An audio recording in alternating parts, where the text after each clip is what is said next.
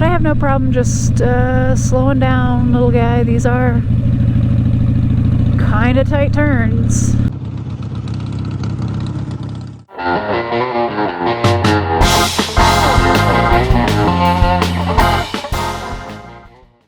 Yeah, I want to put baffles back into my exhaust because I feel like it's just too loud. I know a Harley is supposed to be loud, and I'm probably yelling because I'm trying to yell over it, but I don't think it needs to be that loud.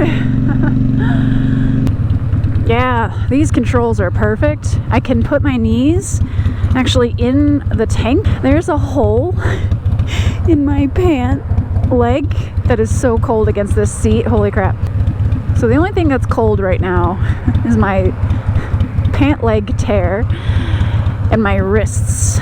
There's nothing really covering my wrists, so I bet if I got warmer gloves that it would be quite nice. I do have insulation layer for, so I've got that layer, a t-shirt, a flannel, a thermal, and my jacket.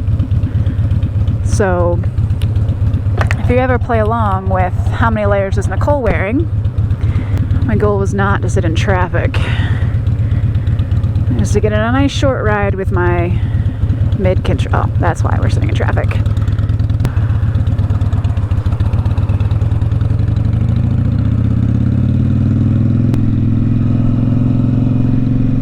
But of course, there's a bajillion people over in the parking lot. I do feel like I do miss having a tachometer though, because I do go off of both sound and visually. Like, I don't know where my red line is on this bike. I don't know that stuff on this bike yet, so I like to have the visual of having, like, know what my RPMs are. Even if you can't hear it, it's good to be, to me, it's good to be able to know, like, where I am technically.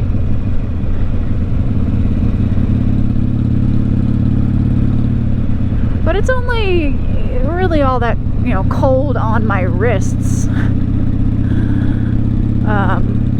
But yeah, I just feel so much more in control and able to tuck into this bike than with the forward controls. So I'm definitely glad. They were a pain in the butt to get on though. Dylan did most of it, just because it's faster and easier for him to do that stuff than it is for me to do it. I'm sure, well, I'm actually not sure that I could have done it, but I'd like to think I could do it. But I kind of wanted to get them on faster than my abilities, for sure, would allow that to happen. And the next thing I'd like to see is whether I want different handlebars. I'm not really sure how to test something like that without doing like a full changeover. I don't know if I'll just hold up some bars and see if I want to put different ones on it or what. Yeah, self-canceling turn signals.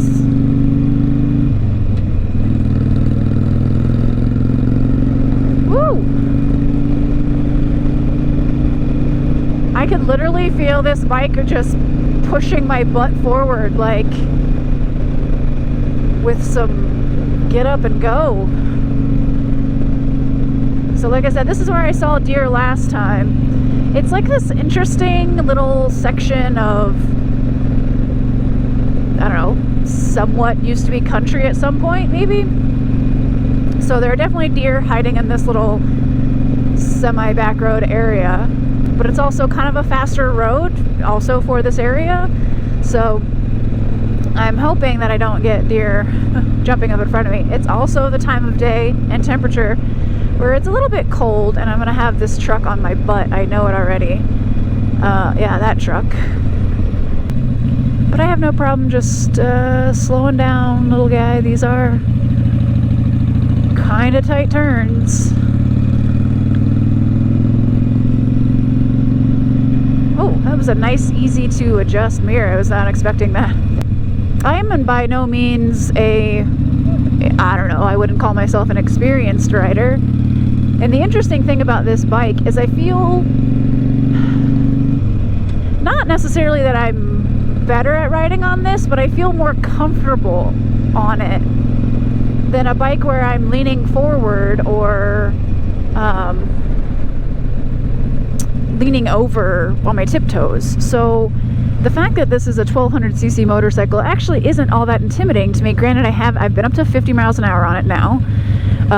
This is my third time out on it. But I've been on the freeway on a vintage bike and done okay. It's definitely not something that I'd like to do like a whole lot on a smaller vintage bike. And I will say it every time I pass here, I think the cemetery is gorgeous. Most of the leaves have fallen down, and I don't dare take this bike in there because it's too loud and disruptive. What was I saying? You'll probably get a lot of that on these videos where I just don't remember what I was talking about. I got distracted by a cemetery. Taking a smaller vintage bike on the freeway. So I've done that and gone 90 miles an hour on a 500cc motorcycle from the 70s. So I think that I'm more than capable of getting this motorcycle at 1200 cc's up to, you're gonna pull out in front of me? Are we gonna die today? Get it up to freeway speeds, just fine. My concern on the freeway is always the wind and other drivers. Are other people going to see me? Are other people going to let me in? Are other people going to cut me off? Are they going to be a giant semi that whooshes past me with wind? Now, on a smaller bike, that's definitely been in my experience. So I'm hoping with a bigger bike that I won't have that problem as much. That's supposed to be straight. Let's be respectful. So I wish this helmet didn't fog up so much. It's supposed to be anti-fog, but maybe it's just because I haven't cleaned it off. Yeah, so my problem with the freeway is not the speed, it's the other people and the wind. So yeah, so I'm hoping to get over that, because the whole point of me buying this much larger motorcycle and getting rid of my Bernadette was to be able to go on the freeway. I want to be able to go on a longer trip and go camping and travel on a bike. That's definitely the goal. I could have done that on Bernadette, but it would have to be 100% back roads. And I learned pretty early on that I didn't want to take it on the freeway, and it couldn't really be packed down much. I mean, it could be from like the novelty of taking a trip on a 360, but I really need to have a good bike that I can make distance and speed with. And I think this is going to be it. That's kind of why I like this windshield too. It's actually quite nice so far. Again, I haven't taken it actually on the freeway yet, so I don't know if it's actually great for the wind or not. That's something we're gonna have to see. But oh wait, I wanted to take some photos.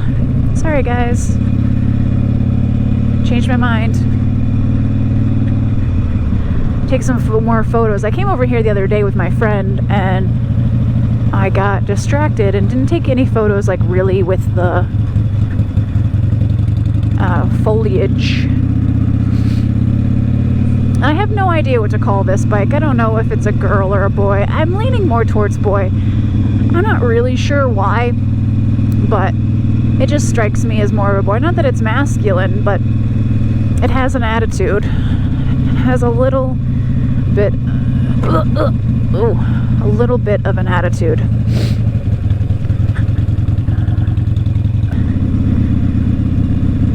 Especially for not having to bring like a real big camera. So we're gonna find some nice trees. I think my tree backgrounds are gonna be kind of limited where those people aren't.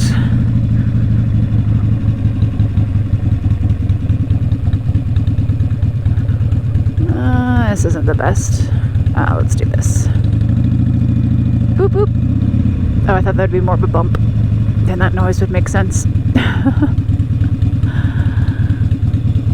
Here's some nice tree foliage. Alright, so I'm going to be taking a portrait of Daniel, of Samson, of Jackson. No, none of those work. Not really even sure this tree works, and portrait doesn't work that far away. Okay, maybe. Okay, so we're gonna go in this like hangover place. It's worth it. It'll be worth it. Photographer in me is saying it's worth it. Was it worth it? Flip it back and reverse it. Sorry. Okay. Yeah. I wish there wasn't a gate there, but yeah, beggars. Ugh, I'm just not impressed. Maybe I need to lower my expectations. Oh yeah, okay. We can do it. We did it. Kickstand engage. Okay, photographer brain. Oh, it's just not great. I'm really dying here. I don't want to go where all those other people are is my problem. Because I am antisocial. Samson. So, just kidding on that. Let's find one last. That's the problem, is the leafy bits are right over by them. I'm doing it. You guys can't keep me from my photo apps. I'm just gonna try not to get hit. We can play nice, right? It's fine. Everything's fine. Yeah, because I want that tree right there.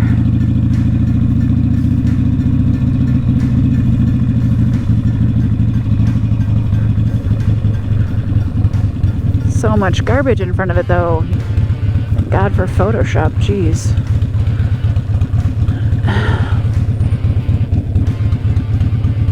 Yeah, I've just been noticed. Stay cool. Bro, stay cool. There. That's what I want.